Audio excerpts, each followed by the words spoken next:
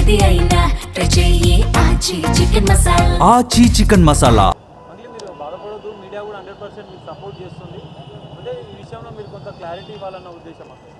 So మీ అభిమానులకు అందరికీ police డిపార్ట్మెంట్కి మీరు రిక్వెస్ట్ చేస్తే నేను మీడియా మిత్రులకు నేను ఒకటే కోరుకుంటున్నా, దయచేసి ముందు వెనక వెరిఫికేషన్ చేసుకొని పోలీస్ వాళ్ళని కూడా అడిగి, దయచేసి నేను సోషల్ మీడియా నుంచి వచ్చా, నేను సోషల్ మీడియానే నాకు శాపంగా మారుతుందని నేను ఏ రోజు కూడా అనుకోలేదు.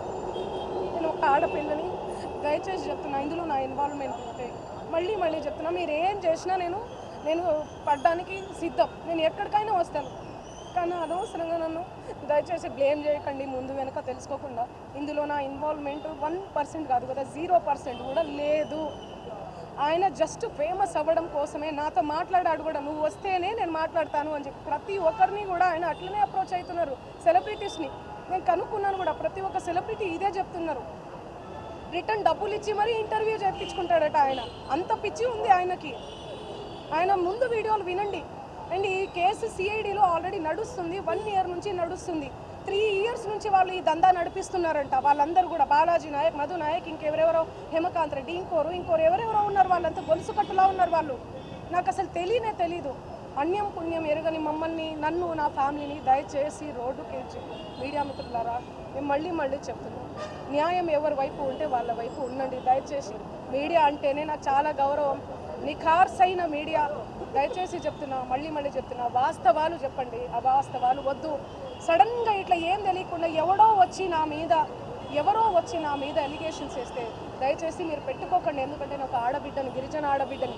ఎవరెవరో పడనోళ్ళు మా ప్రోగ్రామ్కి రాలేదు, అంత పలుప, అంత ఓవర్ యాక్షనా, ఏమేమో ఉంటాయి. వాళ్ళు వచ్చి పడదు అని చెప్పి ఏదేదో మాట్లాడుతుంటారు. మీరు అట్లా పెట్టుకోవడం చాలా తప్పు. దయచేసి మీడియా మిత్రులు, నా ఫ్యామిలీ లాంటి వాళ్ళు, నా ఫ్యామిలీ మీడియా అంటేనే నా ఫ్యామిలీ, నేను కూడా ఒక జర్నలిస్ట్గానే వచ్చాను. కానీ ఎవరిని ఏ మాట అనకుండా నా కష్టాన్ని నేను నమ్ముకొని, నా పాటను నేను నమ్ముకొని ముందుకెళ్తున్నాను. నా మీద పార్టీ ముద్రలు వేసినా కూడా నేను వద్దు ఈ పార్టీ అని చెప్పి అప్పుడెప్పుడో ముందుసారి సిచ్యువేషన్ని బట్టి వెళ్ళి పాటలు పాడిన. పార్టీ ముద్రలు వేస్తే 2023, 2024 ఎలక్షన్ మూమెంట్లో అసలు నేను ఎక్కడ కూడా కనిపించలేదు, ఎవరికి పాటలు కూడా పాడలేదు. అవునా కాదా? మీరు సెర్చ్ చేయండి. మళ్ళీ చెప్తున్నా, నాకు వద్దు, నా పాట ముఖ్యం. నాకు వద్దు ఈ పార్టీలు, పార్టీ జెండాలు, ఈ సుబ్బు లాంటి ఫేక్ ఎలిగేషన్స్ వద్దు నాకు ఇవన్నీ. నేను ఎందుకు ఇన్వాల్వ్ అవుతాను చెప్పండి? దయచేసి చెప్తున్నా, నాకున్న క్రెడిబిలిటీతోనే ఇంతవరకు నేను వచ్చిన, ఆ క్రెడిబిలిటీతోనే ఇక్కడ దాకా కూడా నేను వచ్చిన. దయచేసి నా ఫేమ్ని డీఫేమ్ చేయకండి కోరుతున్నా నేను, ప్లీజ్. Thank you. వాళ్ళని పట్టుకోవాలి, పోలీసులను నేను ఒకటే కోరుకుంటా, వాళ్ళని కంపల్సరీ పట్టుకోవాలి. పట్టుకొని ఆ పైసలు, పాపం వాళ్ళు ఎంతో కష్టపడి, ఎంతో ఏమంటారు, ఆ కష్టం విలువ నాకు తెలుసు. ఒక చిన్న గ్రామం నుంచి వచ్చినాను కాబట్టి ఎంతో కష్టపడి 5 లక్షలు 10 లక్షలు ఇచ్చుకుంటూ తిరిగిర్రు వాళ్ళు. వాళ్ళ పైసలని వీళ్ళు ఏడబెట్టిర్రో ఏం చేసిర్రో కూడా తెలియదు మాకు. అసలు ఆ ఫ్రాడ్ కేసు అని చెప్పి, మిర్యాల కూడా ఫ్రాడ్ కేసు అని చెప్పి తెలియంగానే మేము ఏం అర్థం కాలే మాకు. ఏంది ఇంత డేంజరస్ ఉన్నారా వీళ్ళంతా? ఎవరిని నమ్మాలి, ఎవరిని నమ్మకూడదు? ఎవరితో ఫోటో దిగినా, ఏం చేసినా కూడా ఏంది ఇదంతా? ఎవరు వేసుంటోళ్ళో మనకేం తెలుసండి? ఎంతో అభిమానంతో నాతో ఆడవాళ్ళు అయితే ఇట్లా చేసుకుంటారు, రా బిడ్డ అని చెప్పి. ఎవరు ఎట్లుంటారో, ఎవరు ఎక్కడ ఏముంటారో, ఎవరు ఏం చేస్తారో నాకేం తెలుసు? అభిమానం కొద్ది పిలిచినా కూడా పోవడం తప్ప? చెప్పండి, మీరే న్యాయం చేయండి, మీరే న్యాయం చెప్పండి. ఈయనకేం